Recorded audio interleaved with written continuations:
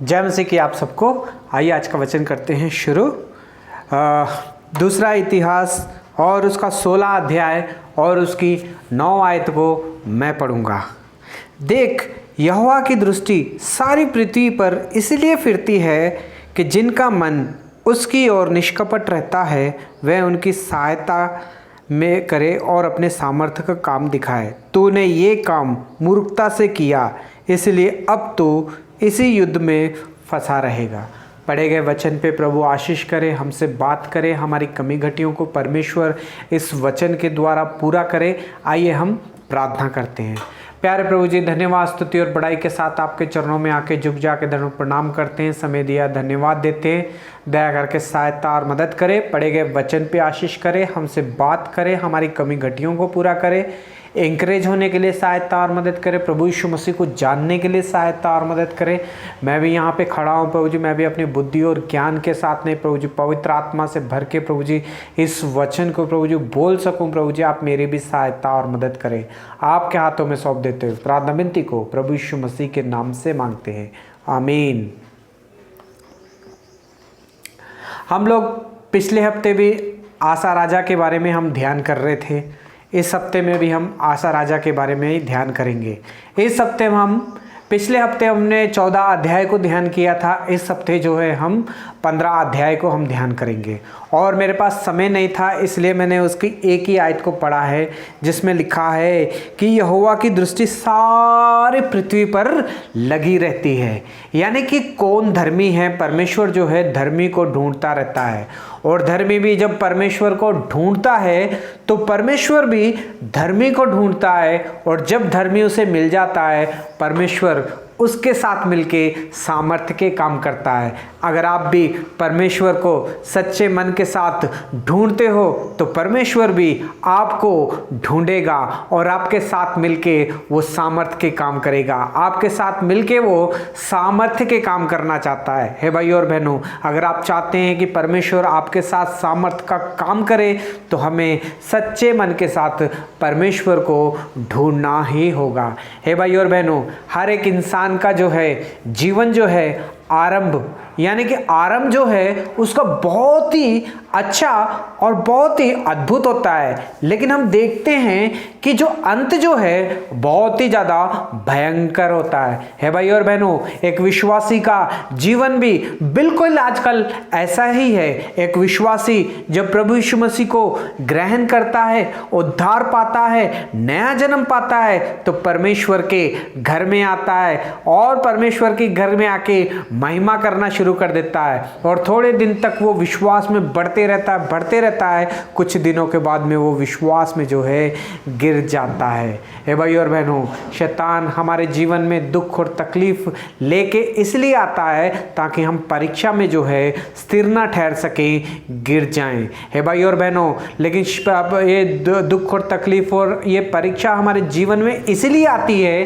ताकि हम इसको पार कर सकें और परमेश्वर के सामने हम निर्दोष खड़े हो सके। हे भाई और बहनों, आज परमेश्वर इस वचन के द्वारा हमसे बात कर रहा है। हमने देखा कि यहाँ पे आसा राजा के जीवन के बारे में, और वे आसा के पास भेंट करने को 15 अध्याय, और वे आसा के पास भेंट करने को निकला और उससे कहा, आसा है सारे यहूदियों और बेन्यामीनों, सुनो, जब तक तुम यहोवा के संग रहोगे तब तक वह तुम्हारे संग रहेगा। यदि तुम उसे खोज में लगे रहोगे तो वह भी तुम्हारी खोज में लगा रहेगा।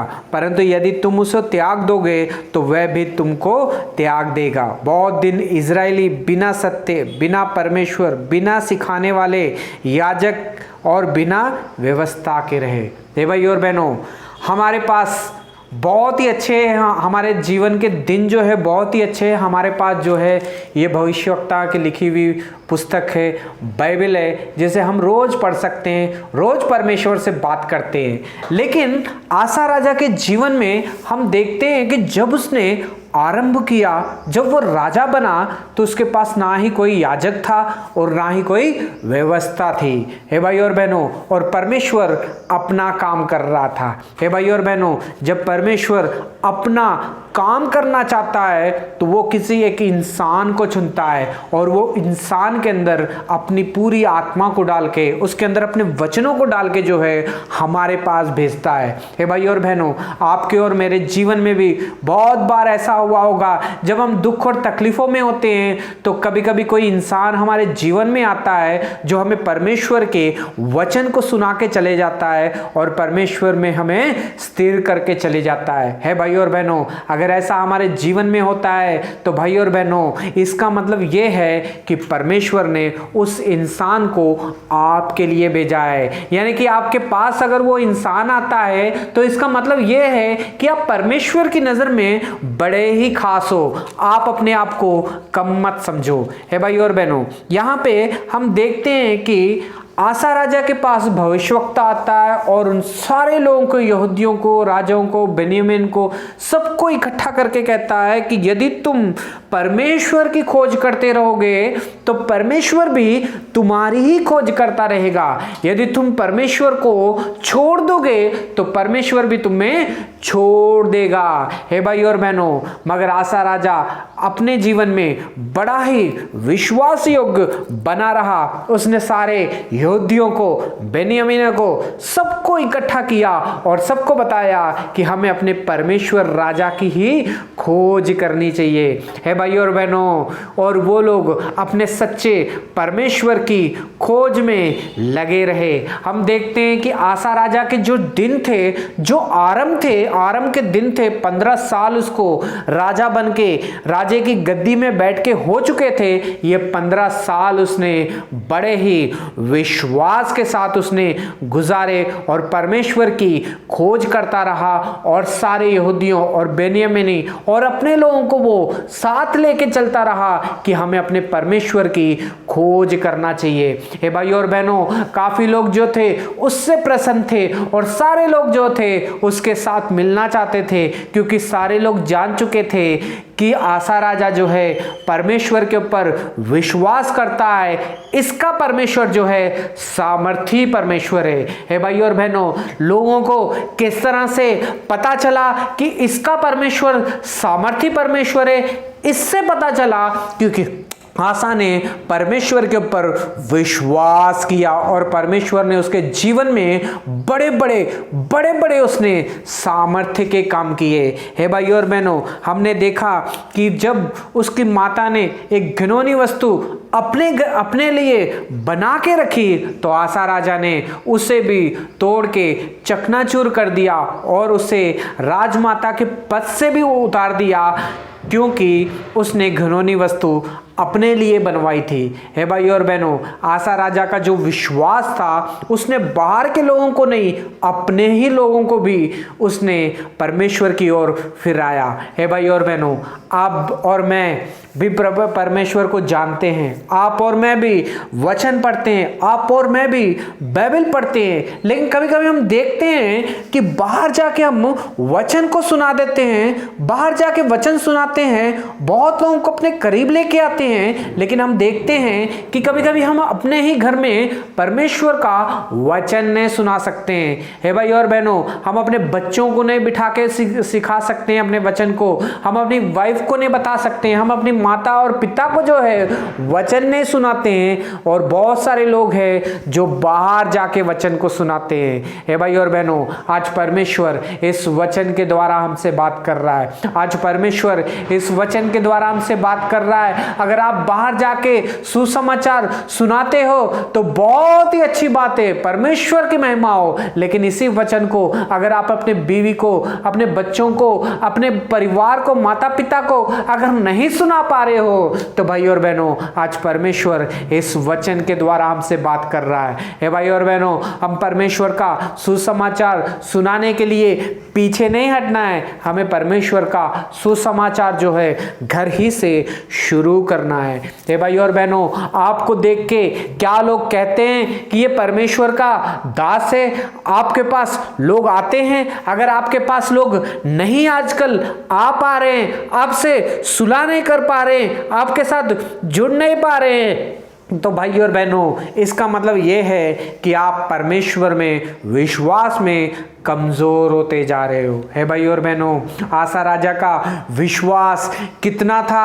आसा राजा का विश्वास इतना था कि लोग उसे देख के उससे मिलने के लिए आते थे कि इसका जो परमेश्वर है सामर्थी परमेश्वर है। क्या हमसे लोग मिलने के लिए आते हैं कि हमारा परमेश्वर सामर्थी परमेश्वर है? हमारी गवाही कैसी है? हम अपनी गवाही को कैसा बचा के रखते हैं? हे भाई और बहनों, आज परमेश्वर इस वचन के द्वारा हमसे बात कर रहा है। आसा राजा का विश्वास इतना था कि उसने उसके पिता ने जितने भी सोना चांदी के पात्र जो कुछ भी बनाया था, उसने सारे के सारे परमेश्वर के घर में लेके आ गया। और उसने खुद भी कई चीजें थी जो सोना और चांदी के बनाए हुए बर्तन भी थे, वो सारे जो थे परमेश्वर के घर में लेके आ गया। हे भाई और बहनों, खुले मन के साथ उसने परमेश्वर की सेवा के लिए दान किया।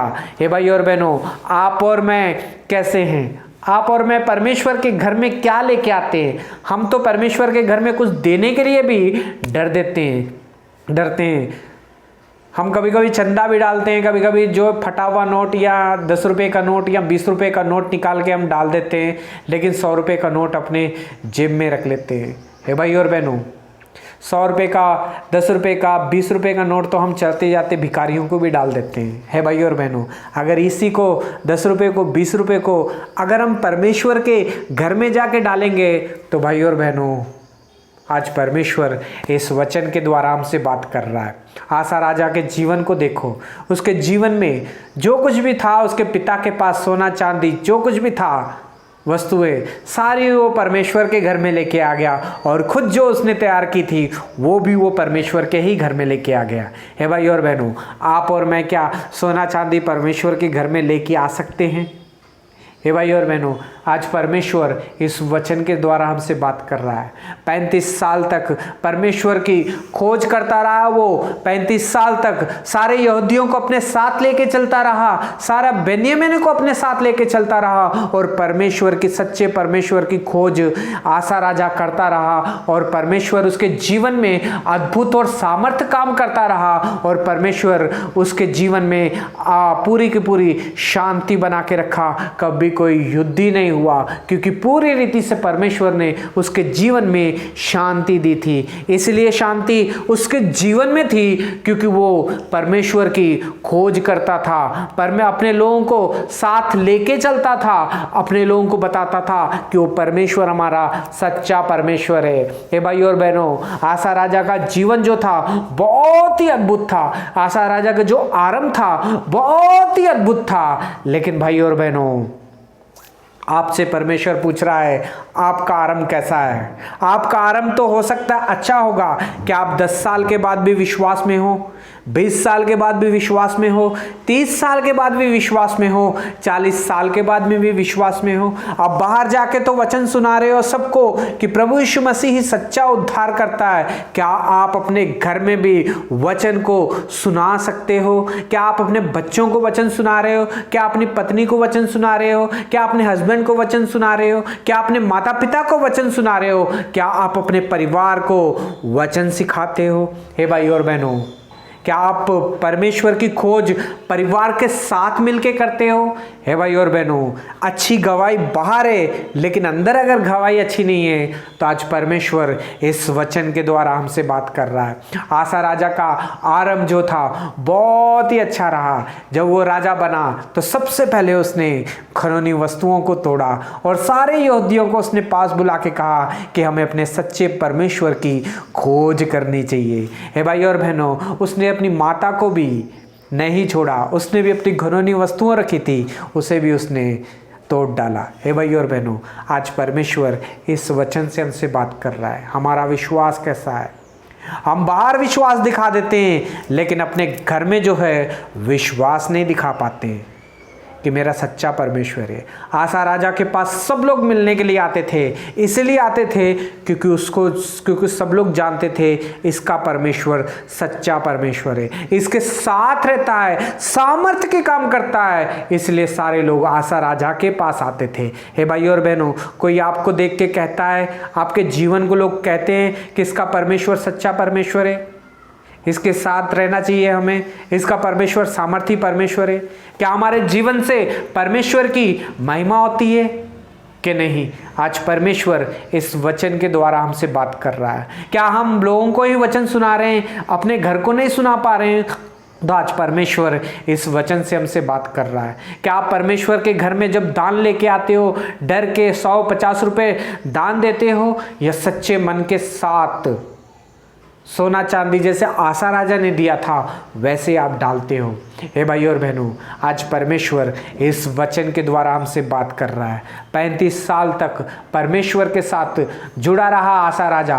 35 साल तक उसने सारे लोगों को साथ मिलके परमेश्वर की खोज की और परमेश्वर के घर की में कोई कमी घटी नहीं होने दी। इसलिए परमेश्वर ने उसके जीवन में आशीष की, उसके जीवन में सामर्थ्य के काम किए, उसके जीवन में शांति बना के रखी, कभी कोई युद्ध ही नहीं होने दिया।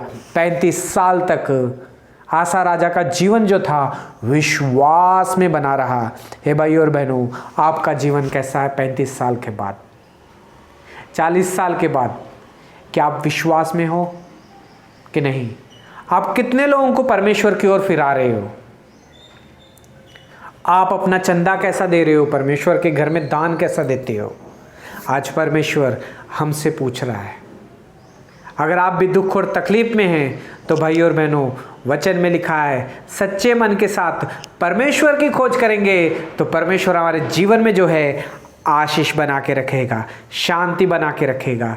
आसा ने भी परमेश्वर की सच्ची मन से खोज की, परमेश्वर ने उसके राज्य में शांति बना के रखी। परमेश्वर आपके साथ भी शांति बना के रखना चाहता है। परमेश्वर ये साल में आपको आरंभ में ही कहता है कि मेरी खोज करो और मैं तुम्हारे जीवन में आशीष दूंगा, सामर्थ्य के काम करूंगा और शांति बना के रखूंगा। प्रभु आपको बहुत सारी आशीष और बरकत दे।